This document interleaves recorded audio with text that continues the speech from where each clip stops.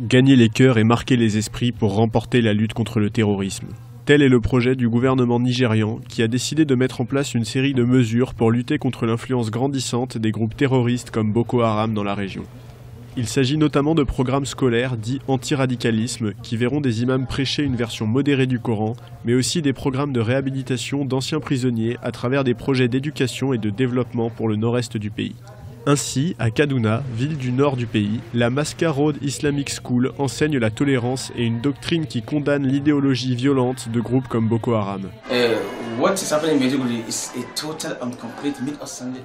Ce qui se passe à Maïdougouri est une incompréhension totale de la religion islamique. Ce que nous leur enseignons, c'est le mode de vie, les mœurs, le comportement et la façon dont notre prophète a vécu sa vie. Notre prophète est compatissant, l'être humain le plus compatissant qu'a connu ce monde. Il a d'ailleurs vécu avec des non-musulmans à Médine.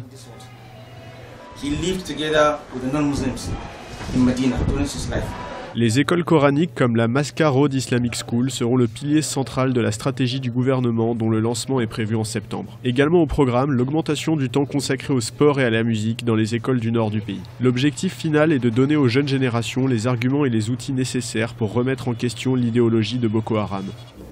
L'un des éléments sur lequel Boko Haram capitalise et qu'ils utilisent comme outil de recrutement est la suppression de la pensée indépendante. Ils recrutent plutôt chez les jeunes qui n'ont pas l'habitude de penser par eux-mêmes ou d'approfondir leurs réflexions. C'est donc plus facile pour eux de les imprégner de cette pensée unique pour les convaincre de leur idéologie. En parallèle de ces programmes scolaires et de réhabilitation, un plan économique est aussi prévu. Financé par le Bureau du contre-terrorisme nigérian, il s'adressera aux populations les plus pauvres, terreau fertile pour les groupes terroristes.